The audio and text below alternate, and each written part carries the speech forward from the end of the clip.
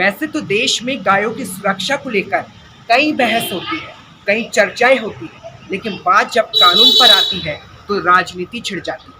नमस्कार, आप देख रहे हैं सन स्टार टीवी। मैं हूं आपके साथ विपुल माहेश्वरी। असम सरकार ने विधानसभा में नया मवेशी बिल पेश किया है, जो कहता है कि मंदिरों के 5 किलोमीटर के इलाके में बीफ बेचना गैर कानूनी है। लेकिन इस पर राजनीति छिड़ गई और सवाल बन गया है कि आखिर कानून पर आपत्ति क्यों है और क्या ये कानून पूरे देश में लागू होना चाहिए। रिपोर्ट देखिए। असम सरकार ने एक ऐसा बिल पेश किया है जिसके बाद हिंदू मुस्लिम के नाम पर राजनीतिक दुकानें खुल गई। असम की विधानसभा में नया मवेशी बिल पेश किया गया। बिल कहता है कि मंदिरों के आसपास के 5 किलोमीटर के दायरे में बीफ खरीदना और बेचना गैर कानूनी होगा। इसके साथ ही नियम तोड़ने पर 3 से 8 साल की जेल की सजा होगी, साथ ही 5 लाख रुपए का जुर्माना लगेगा।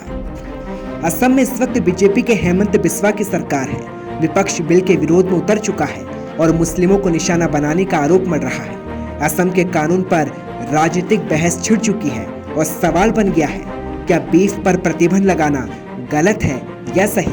क्या धर्मनिरपेक्षता के आधार पर धार्मिक भावनाओं का आहत करना सही है?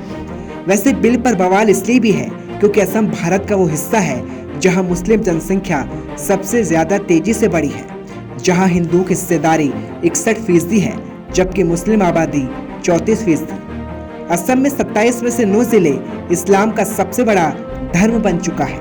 एक सर्वे की माने तो बीफ खाने वाले मुस्लिमों की संख्या 40% है, तो वहीं ईसाइयों की संख्या 26%। और बात अगर हिंदुओं की जाए तो 2% हिंदू बीफ खाने में शामिल है। ऐसे में क्यों ये सोचा नहीं जा सकता और आखिर क्यों मुस्लिम हिंदू भावनाओं के सम्मान करते हुए मंदिरों के आसपास बीफ पर लगने वाले प्रतिबंध से सहमत नहीं हो सकते? वैसे असम सरकार का बिल बीफ पर बैन लगाना नहीं बल्कि धार्मिक स्थानों के आसपास के इलाकों में खरीद और बिक्री पर रोक लगाना है। लेकिन बावजूद इसके मवेशी बिल पर राजनीति किस मायने में सही मानी जा सकती है, सवाल यह है। ब्यूरो रिपोर्ट, सन स्टार टीवी।